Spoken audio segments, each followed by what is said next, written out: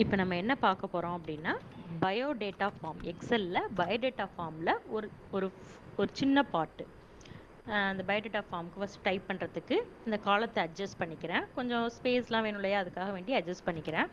பண்ணிவிட்டு அதில் இப்போ என்ன டைப் பண்ணுறேன் அப்படின்னா ஃபஸ்ட் நேம் டைப் பண்ணுறேன்.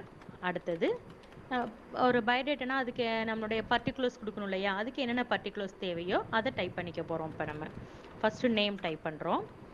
இந்த கோலன் இந்த செமிகோலன் தான் வைக்கிறேன், பார்த்துக்கோங்க. அடுத்து ஃபாதர்ஸ் நேம், அடுத்தது டேட் ஆஃப் பர்த், அடுத்து என்னென்ன ரெக்கார்ட்லாம் வேணுமோ, இப்போ குவாலிஃபிகேஷன் இந்த மாதிரி என்னென்ன வேணுமோ அதெல்லாம் நம்ம டைப் பண்ணிக்கிறோம்.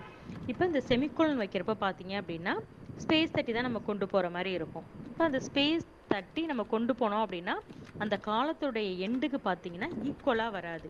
செமிகோலன் வந்து ஸ்பேஸ் தட்டி கொண்டு போகிறப்ப அந்த காலத்தினுடைய எண்டுக்கு வந்து ஈக்குவலாகவே வராது. ஸ்பேஸ் தடவை பார்த்தீங்கன்னா ஒவ்வொன்றுத்துக்கும் நம்ம ஸ்பேஸ் தட்டி கொண்டு போகிற மாதிரி இருக்கும். அப்படி இல்லாமல் எனக்கு ஆட்டோமேட்டிக்காக வேணுங்கிறதுக்கு ஃபஸ்ட் நான் செலக்ட் பண்ணிவிட்டு ரைட் கிளிக் பண்ணுறேன், ஃபார்மேட் செல்ஸ் போகிறேன், அதில் கஸ்டம் அப்படிங்கிற ஆப்ஷனை செலக்ட் பண்ணுறேன். அப்படி இல்லை அப்படின்னா கீபோர்டில் Ctrl+1 ப்ரெஸ் பண்ணியும் கஸ்டம்க்கு வரலாம். கஸ்டமில் இந்த ஜென்ரலுங்கிற ஆப்ஷனை எடுத்துகிட்டு அட்டு ஸ்பேஸு ஸ்டாரு ஸ்பேஸு ஒரு ஸ்லாஸு போட்டு என்ன சிம்பிள் வேணுமோ அந்த சிம்பிளை நம்ம கொடுத்துட்டு ஓகே கொடுக்குறோம்.